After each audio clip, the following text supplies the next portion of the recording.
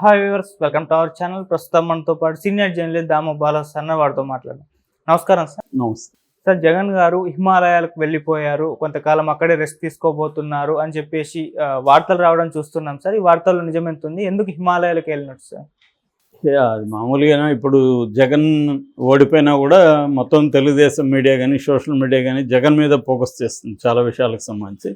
ఎందుకంటే జగన్ని శాశ్వతంగా తొక్కేసేయాలి, అపోజిషన్ లేకుండా చూసుకోవాలి, 2029కి జగన్ మళ్ళీ రివైవ్ కాకుండా చూసుకోవాలనేది తెలుగుదేశం క్యాంపు ముందున్న కర్తవ్యం, వాళ్ళ ప్లాన్ అది. దాంట్లో ఎవరన్నా అదే చేస్తారు. జగన్ కూడా తెలుగుదేశం తొక్కేయాలని ట్రై చేశాడు, అతని వల్ల కాలేదు. అంతకుముందు కూడా 2014లో కూడా చంద్రబాబు అదే చేశాడు. అందుకనే 67 మంది ఉన్న శాసనసభ్యుల్లో 23 మందిని తను తీసుకొని వైసీపీని తొక్కేయాలి, 2019కి అంతా అసలు ఉండకూడదు అని చంద్రబాబు ట్రై చేశాడు. సో ఇది రాజకీయాల్లో మామూలే. మనకి ఇక్కడ కేసీఆర్ని చూస్తున్నాం. ఇప్పుడు రేవంత్ రెడ్డి కంప్లీట్గా బీఆర్ఎస్ని తొక్కేయాలని రేవంత్ రెడ్డి ప్లాన్ చేస్తున్నాడు. బీజేపీకి కూడా అదే ప్లాన్ ఉంది. అంటే బీజేపీ దేశవ్యాప్తంగా కూడా ఏ రాష్ట్రంలో అయినా ఎవరు వీక్గా ఉంటే వాళ్ళని తొక్కేసి ఆ ప్లేస్లకి రావాలనేది అనుకుంటుంది. అది మిత్రపక్షమైన శత్రుపక్షమైన బీజేపీ లక్ష్యం అది. సో ఇవాళ పొలిటికల్ ఒకప్పుడు ఏంటంటే బతికించి యుద్ధం చేద్దామనే ఒక కాన్సెప్ట్ ఉండేది. అంటే ప్రత్యర్థి బతికి ఉంటే మనం యుద్ధం చేద్దామని. ఇవాళ ఏమైందంటే అది ప్రత్యర్థిని చంపేసి మనం యుద్ధమే చేయాల్సి, యుద్ధాన్ని నివారించుదాం, యుద్ధమే అవసరం లేకుండా అన్న ఒక యాంగిల్ బాగా వచ్చింది రాజకీయాల్లో. అందువల్ల అందుకని అదొకటి. రెండవది ఏంటంటే ఓవరాల్గా ఇంతకుముందు పార్టీ లాయల్టీ అని ఉండదు. అంటే ఒక పార్టీకి కట్టుబడి ఏళ్ల తరబడి పనిచేసేవాళ్ళు, పార్టీకి ఒక లాయల్టీ ప్రకటించేవాళ్ళు.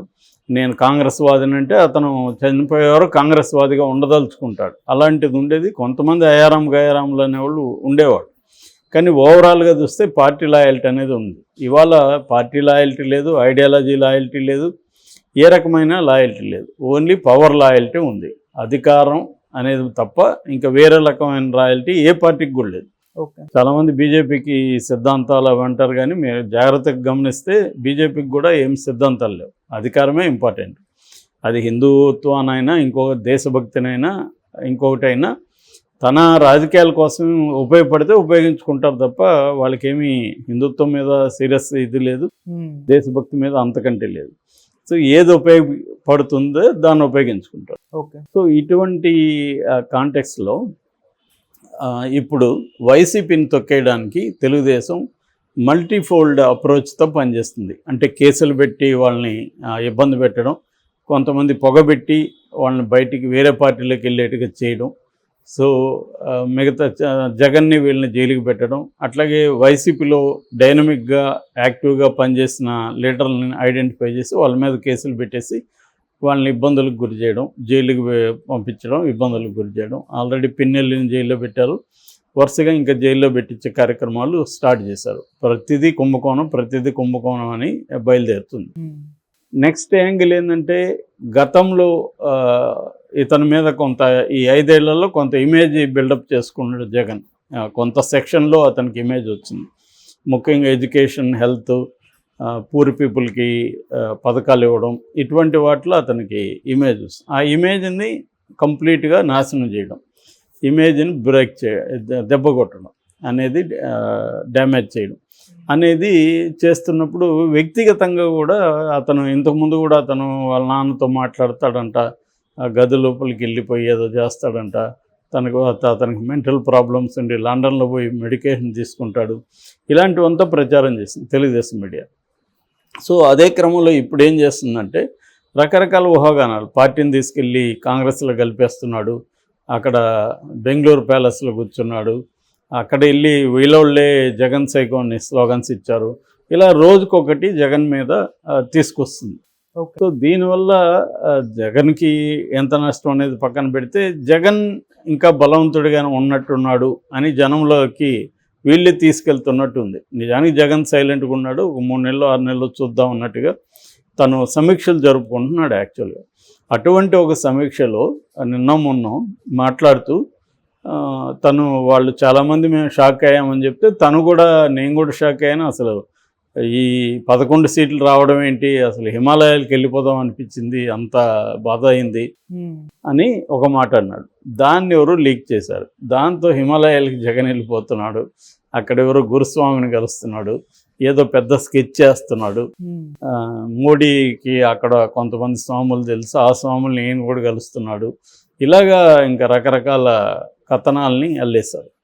అల్లేసి జగన్ వెళ్ళిపోతున్నాడు శాశ్వతంగా హిమాలయాలకి అన్నట్టుగా అయిపోయింది. నిజానికి జగన్ హిమాలయాలకి వెళ్ళట్లేదు.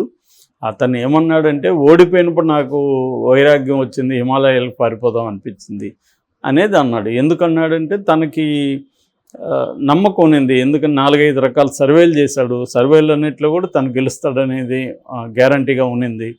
అందుకని అతను కాన్ఫిడెంట్గా ఉన్నాడు. అందుకనే వై నాట్ 175 స్లోగన్ ఇవ్వడం వెనక కూడా ఇది ఉంది. సో అటువంటి కాన్ఫిడెంట్గా ఉన్నప్పుడు 11 సీట్స్ కనీసం 60 70 వచ్చుంటే ఇంత నిరాశ రాదు. 11 అనేది కల్లో కూడా ఊహించని ఒక ఫిగర్. అంత మాత్రం మనం వెళ్ళిపోతామని కాదు. దట్ ఈజ్ ఏంటంటే ఫస్ట్ స్టేజ్ అది. అంటే డెనియల్ అంటారు గ్రీఫ్కి. ఒక డెనియల్ అంటే మనం అంగీకరించం, ఒక ఫెయిల్యూర్ని కానీ ఒక దుఃఖాన్ని కానీ మనం అంగీకరించం, ఒక లాస్ని కానీ మనం అంగీకరించం. డిప్రెషన్లోకి వెళ్తారు మనిషి. ఫైనల్గా 4వది యాక్సెప్టెన్సీ. ఇది రియాలిటీ, ఇది ఇప్పుడు ఏం చేయాలి అనేది ఒక యాక్సెప్టెన్సీ. ఈ స్టేజెస్ ప్రతి మనిషికి కూడా ఏదో ఒక రూపంలో ఫేస్ చేస్తారు. ఒక పెద్ద లాస్ వచ్చినా ఫెయిల్యూర్ వచ్చినా. జగన్ కూడా ఫస్ట్ ఆ స్టేజ్ అయితే ఏదవుతుందో డెనియల్, ఇది అసలు నేను ఒప్పుకోను, ఇది చంద్రబాబు ఏదో చేశాడు, లేకపోతే ఇన్ని సీట్లు రావడం ఏంటి అనే ఫేజు. దాని తర్వాత డిప్రెషను, ఎక్కడన్నా పారిపోదాం అనిపించింది, లేకపోతే ఇది. దాని తర్వాత యాంగరు, ఇవన్నీ వచ్చి ఫైనల్గా ఇప్పుడు యాక్సెప్ట్ చేస్తున్న దశలో ఉన్నాడు. సో యాక్సెప్ట్ చేసి రియలిస్టిక్గా అసలు మన వైపు నుంచి చంద్రబాబు ఏం చేశాడో పక్కన పెడితే మన వైపు నుంచి ఏం తప్పులు జరిగాయి, ప్రజలు ఎందుకు మనకి ఓట్లు వేయలేదు అనేది అతను సమీక్ష చేస్తున్నాడు. తను కొన్ని గుర్తిస్తాడు, ఇతరులు ఏమేమి అనుకుంటున్నారు, గ్రౌండ్ లెవెల్లో పార్టీ నాయకులు ఎవరెవరు ఏమేమి అనుకుంటున్నారు అనేది అతను వింటున్నాడు, చర్చిస్తున్నాడు. ఆ క్రమంలో అతను ఏమన్నా అంటే నాకు 11 చూసినప్పుడు హిమాలయాలకు వెళ్ళిపోవాలనిపించింది, తర్వాత ఓటు పర్సంటేజ్ చూసినప్పుడు దాదాపు 40% ఓట్ షేర్ ఉంది, అది చూసి నాకు ధైర్యం వచ్చింది. 40% ప్రజలు మనతోనే ఉన్నారు, మనతో ఉన్నారంటే మనం ఈ 40% ప్రజల కోసం పనిచేయాలి ఖచ్చితంగా, వాళ్ళు మన మీద నమ్మకం పెట్టుకొని ఉన్నారు అనేది నాకు అప్పుడు అనిపించింది.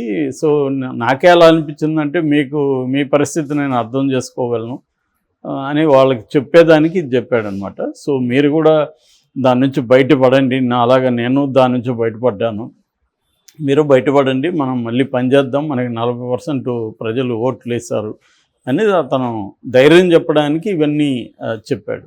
ఓకే, అంటే మీరు ఒకరే కాదు నేను కూడా ఇలా ఫీల్ అయ్యాను అని చెప్పడానికి. సో ఇది అంటే ఒకరైతే ఒంటరిగా ఫీల్ అవుతారు, అందరూ భాగం ఈ ఫెయిల్యూర్లో. సో అందరూ భాగమైనప్పుడు అందరూ కూర్చొని సమీక్షించుకోవడం, దీని ఎట్లా ఎందుకు జరిగింది ఏంటి అనేది ఫస్ట్ ఇంపార్టెంట్.